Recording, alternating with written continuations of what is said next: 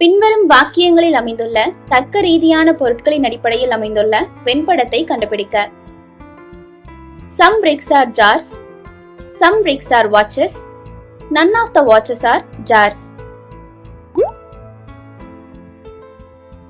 முதல் வாக்கியத்தை பாருங்க. Some bricks are jars. சில செங்கல் ஜாடிகளா இருக்குன்னு சொல்லிட்டாங்க.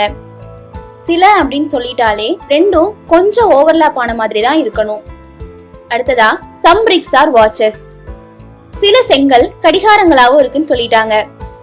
அப்போ செங்கல் கூட கொஞ்சம் ஓவர்லாப் ஆன மாதிரி ஜாடிகளும் இன்னொரு பக்கத்துல கொஞ்சம் ஓவர்லாப் ஆன மாதிரி கடிகாரங்களும் இருக்கு.